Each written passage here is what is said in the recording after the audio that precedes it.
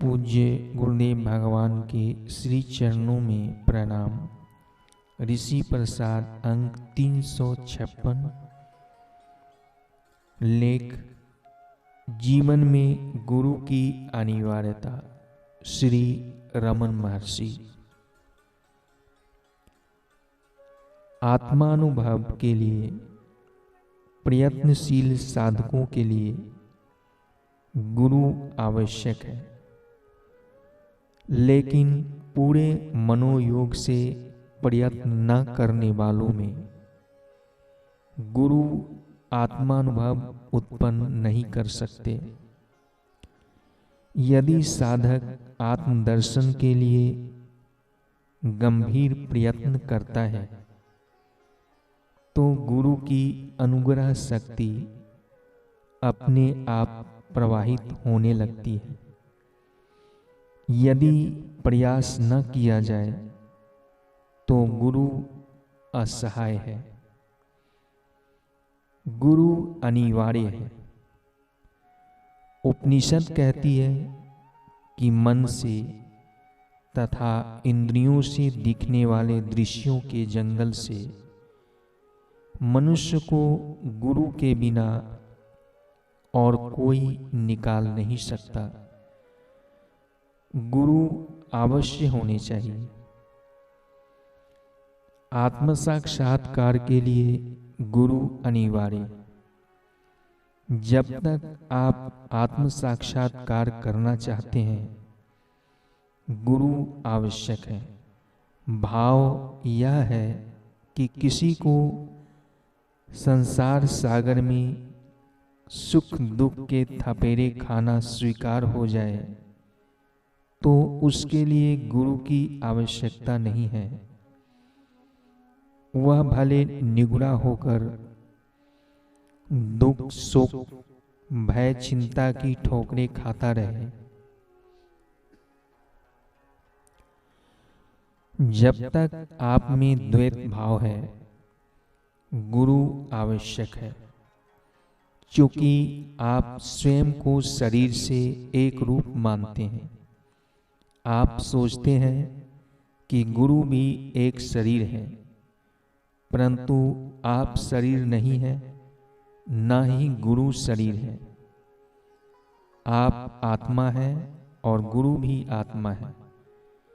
जिसे आप आत्म साक्षात्कार कहते हैं, उससे यह ज्ञान प्राप्त होता है। गुरु के पास जाकर श्रद्धा से उनकी सेवा करके मनुष्य को उनकी कृपा से अपने जन्म तथा अन्य दुखों का कारण जानना चाहिए। यह जानकर कि ये सब आत्मा से च्युत होने की वजह से उत्पन्न हुए हैं, दृढ़तापूर्वक आत्मनिष्ठा होके रहना श्रेष्ठ है। हालांकि जिन लोगों ने मोक्ष मार्ग को अंगीकार किया है और दृढ़तापूर्वक उसका अनुसरण करते हैं, वे कभी कभी या तो विस्मृति के कारण या किसी अन्य कारण से वैदिक पथ से एकाएक भटक सकते हैं। उनको गुरु के वचनों से विरुद्ध कभी भी नहीं जाना चाहिए। वचन से यह जाना गया है कि यदि मनुष्य ईश्वर का अपराध करता है तो गुरु उसे दोष से मुक्त करते हैं, किंतु गुरु के प्रति किए गए अपराध से स्वयं ईश्वर भी मुक्त नहीं कर।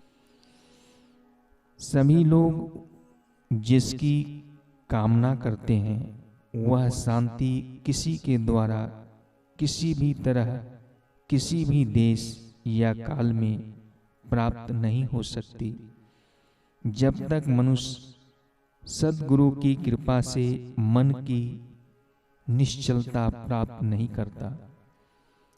इसलिए हमेशा एकाग्रता पूर्वक अनुग्रह पाने की साधना में लगे रहिए।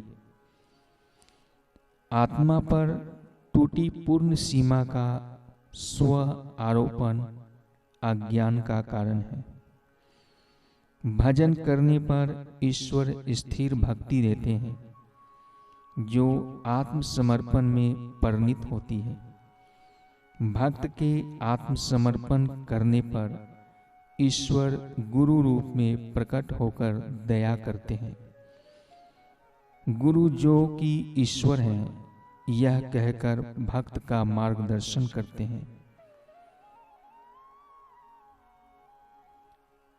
कि ईश्वर अंदर है और आत्मा से भिन्न नहीं है। इससे मन की अंतर्मुखता सिद्ध होती है जो अंत में आत्मानुभव में परिणित होती है।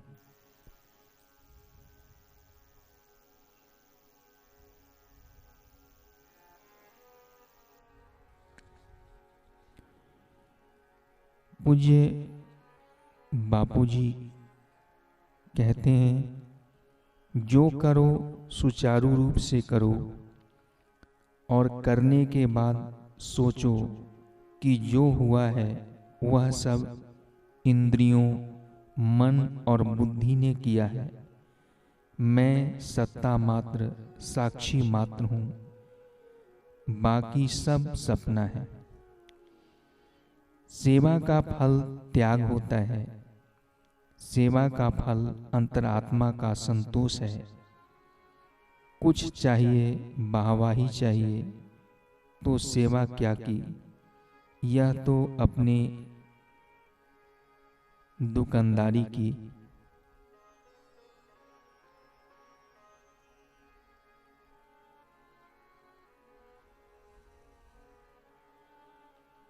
हरि